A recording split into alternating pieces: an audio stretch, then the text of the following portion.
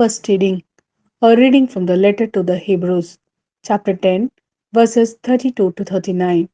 Remember the great challenge of the sufferings that you had to meet after you received the light in earlier days, sometimes by being yourselves publicly exposed to humiliations and violence, and sometimes as associates of others who were treated in the same way. For you not only shared in the sufferings of those who were in prison, but you accepted with joy being stripped of your belongings, knowing that you own something that was better and lasting. Do not lose your fearlessness now, then, since the reward is so great. You will need perseverance if you are to do God's will and gain what He has promised. Only a little while now, a very little while, for come He certainly will before too long. My upright person will live through faith, but if He draws back, my soul will take no pleasure in Him.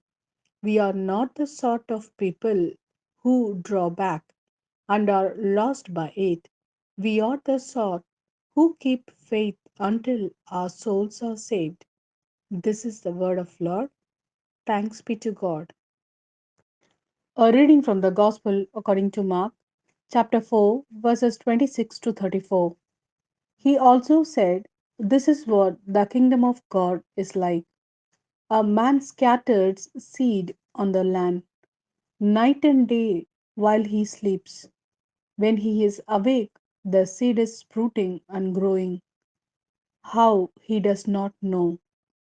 Of its own accord, the land produces first the shoot, then the ear, then the full grain in the ear. And when the crop is ready, at once he starts to reap because the harvest has come.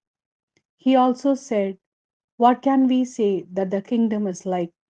What parable can we find for it? It is like a mustard seed, which at the time of its sowing is the smallest of all the seeds on earth.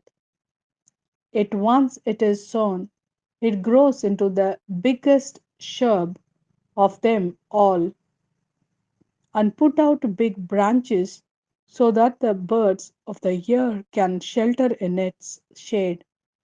Using many parables like this, he spoke the word to them so far as they were capable of understanding it. He would not speak to them except in parables, but he explained everything to his disciples when they were by themselves.